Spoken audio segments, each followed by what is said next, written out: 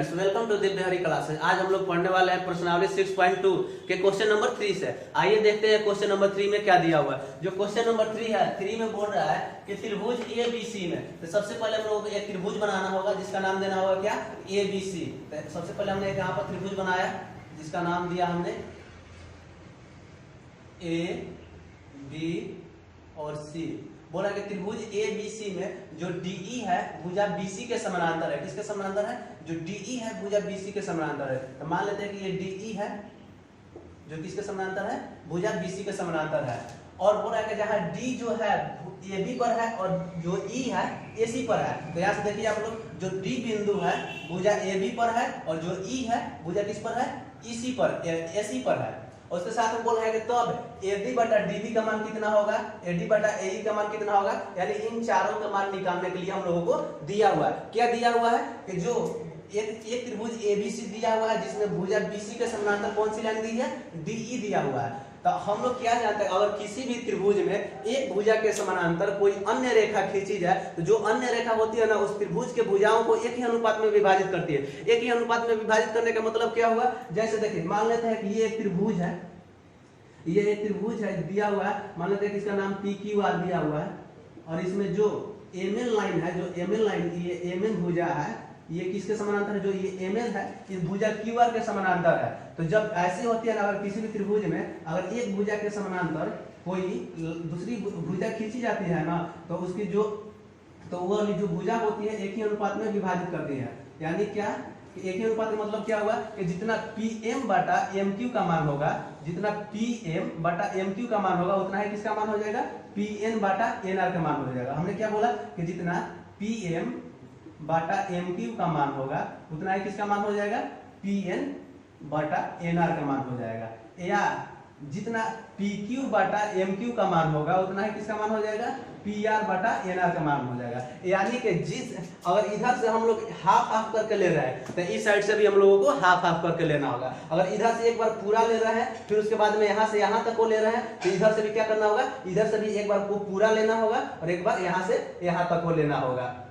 तो आप लोग आशा करते हैं कि आप लोग समझ गए होंगे। जी इधर से अगर मान लेते हैं कि हमने PM को उठाया और इधर से हम लोगों ने PN को उठाया, तो अब की बार हम लोग को क्या करना होगा कि इधर से पूरा को उठाना होगा और इधर से पूरा को उठाना होगा। इसी बात को हम लोग बोलते हैं कि एक ही अनुपात में विभाजित करना। अब आते हैं हम लोग अपने क्वेश्चन की तरफ। क्वेश्चन में हम लोग ऐसे दिया हुआ है, क्या दिया हुआ है कि जो DE है, जो भुजा DE है किसके समानांतर है, BC के समानांतर है। तो हम लोग जानते हैं क्या थेल्स प्रमेय से कि जब किसी भी त्रिभुज में एक भुजा के समानांतर कोई अन्य रेखा खींची जाए तो जो अन्य रेखा होती है उसके भुजाओं को क्या करती है, एक ही अनुपात में विभाजित करती है। तब यहाँ से आप लोग देखिए, जैसे कि यहाँ पर AD बटा DB का मान हम लोगों को निकालना है, AD बटा DB का मान निकालना। तो AD बटा DB का मान कितना हो जाएगा, जो यहाँ से इधर से हाफ लिया है फिर यहाँ से भी यहाँ तक हाफ लिया है, यानी कि पूरा आधा आधा करके लिया है। इधर से हम लोग भी यहाँ से यहाँ तक लेंगे फिर यहाँ से यहाँ तक लेंगे, तो क्या हो जाएगा, AD बटा DB बराबर AE बटा में EC हो जाएगा। हम लोग को क्या हो जाएगा, AD बटा DB बराबर AE बटा में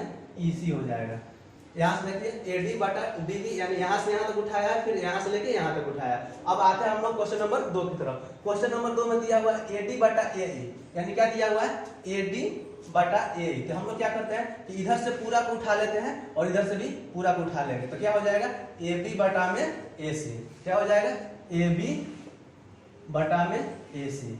अब आइए देखते हैं, बोल रहा है तीसरा में कि AB बटा DB का मान कितना होगा। क्या बोल रहा है कि AB, यानी इधर से पूरा को उठाया है AB और फिर नीचे में क्या किया है, बटा में क्या किया है, नीचे वाला को उठा लिया। तो हम लोग भी क्या करेंगे, इधर से पूरा को उठाएंगे और फिर नीचे वाला को उठा लेंगे। तो क्या हो जाएगा, AC बटा में EC, AC बटा में EC। कैसे देखिए, इसमें क्या किया हुआ कि इधर से पूरा को उठाया है यानी AB और फिर नीचे वाला को लिया हुआ है DB। देखिए AB पूरा उठाया है और नीचे वाला DB को लिया। तो हम लोग भी ऐसे ही कर देंगे, इधर से AC को पूरा उठाएंगे और EC को फिर से लिख देंगे, एक ही अनुपात में विभाजित हो जाएगा।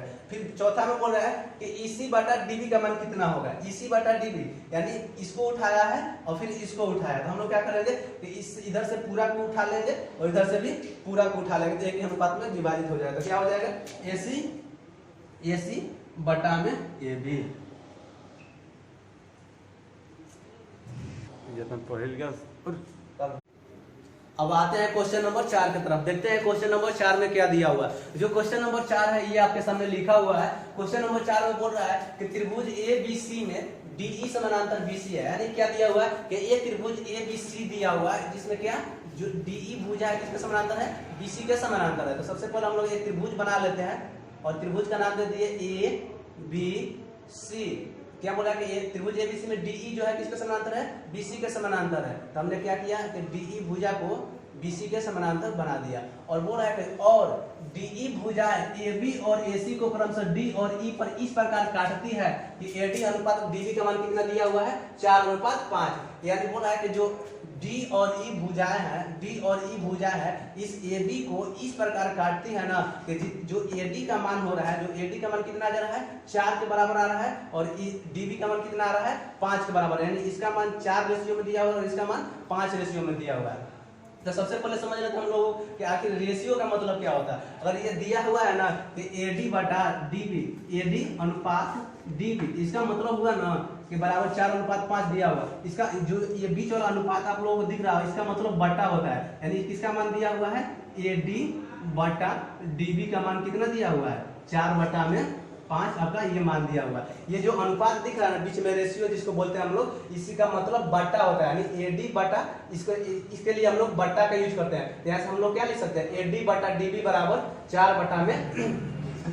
यानी कि जो ये AD दिख रहा है ये AD का वैल्यू कौन सा होगा, ये पहले वाला, और जो DB है DB का वैल्यू कौन सा होगा बाद में। यानी जो पहले दिया हुआ है वो पहले वाला का वैल्यू होता है और जो बाद में दिया हुआ है वो बाद वाला का वैल्यू होता है। इसका मतलब क्या हुआ कि AD का मान 4 और DB का मान 5 दिया हुआ था। यहाँ से हम लोग लिख सकते हैं कि AD का मान कितना हो जाएगा 4 और DB का मान कितना हो जाएगा 5। अब आइए समझते हैं हम लोगों को क्या दिया हुआ है कि जो है इसमें दिया हुआ कि जो DE भुजा है किसके समानांतर है। इस त्रिभुज में दिया हम लोगों को कि DE जो है भुजा BC के समानांतर है। तो ऐसा हम लोग लिखते हैं कि DE समानांतर BC हम लोग को ये दिया हुआ है। तो जब DE समानांतर BC हो गया तो हम लोग यहाँ से क्या लिख सकते हैं थेल्स प्रमेय से। थेल्स प्रमेय से जब हम लोग थेल्स प्रमेय से लिखेंगे तो क्या हो जाएगा थेल्स प्रमेय से कि AD बटा DB बराबर क्या हो जाएगा AE बटा में EC।